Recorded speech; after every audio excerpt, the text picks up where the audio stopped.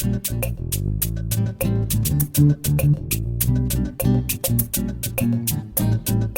English Podcast by Ecsplicite. Hello and welcome to the podcast. My name is Lawrence.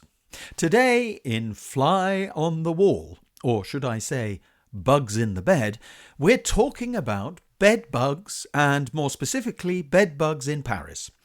My colleague Sue, just back from a visit to the French capital, joins me to discuss what's going on, why it's important, and what should be done to deal with these unpleasant pests in the run-up to the Olympic Games next year. Listen out for the following expressions. A pip, a small hard seed in a fruit, a crack, a narrow space between two surfaces, upholstery, soft padded textile covering that is fixed to furniture, limbs, arms or legs, itching, an uncomfortable sensation on the skin, and scratching, the action of rubbing your skin with a fingernail. So, first of all, Sue, what is a bedbug? Well, Lawrence, they're small, flat, wingless insects that are reddish-brown in colour and approximately the size and shape of a small apple pip. They hide during the day on beds and in cracks in walls, floors and furniture. They may not fly or jump, but they can crawl quickly and hide in people's beds. Do we know anything else about bedbugs?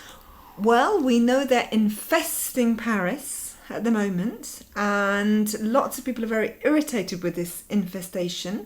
You can see people with bitten limbs wandering around Paris. It's an extraordinary... Scratching on the metro. Scratching, people refusing to sit on the metro, people looking very closely at their seats on the metro before sitting. And I believe it's also crossed the channel. It's now a problem in London or in the UK, is that right? I would imagine not just in London, but certainly in London. We hope that they couldn't swim, but it looks like they are able to travel on coats and shoes and in all sorts of upholstery. So they are in London. Despite Brexit, the bedbugs don't care. They've either got their passports or they don't care. Why is everybody talking about it in Paris? What's the big noise? Well, it's never been quite as bad. I think partly due to the hot weather. Huge increase, an abnormal number of infestations, I think, for this time of year.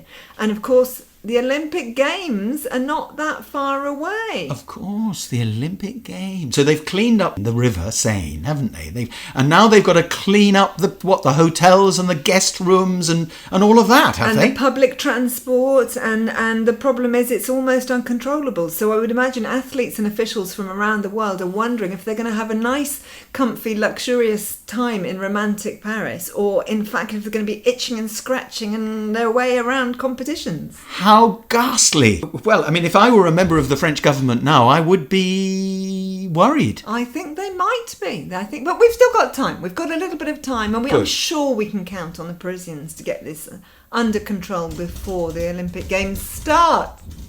Anyway, so for those resourceful Parisians who are listening to this podcast, what is our message to you? Sue? I don't know what to say. We don't know what to say. I don't know what to say. I'd say good luck. Good luck. And get steam cleaning, I guess. Steam cleaning. That's the answer. That's the way forward. Thanks, Sue. Thank you, Lawrence. Good luck, everybody. So that brings us to the end of today's podcast. We hope you enjoyed it. And whether you did or whether you didn't, do please leave us a comment and let us know what you think, either on LinkedIn or wherever you got this podcast. Tune in again in 2 weeks for the next Fly on the Wall interview with one of our colleagues from around the world who's commenting on something that has caught their attention in the headlines. Thanks for listening, and bye for now.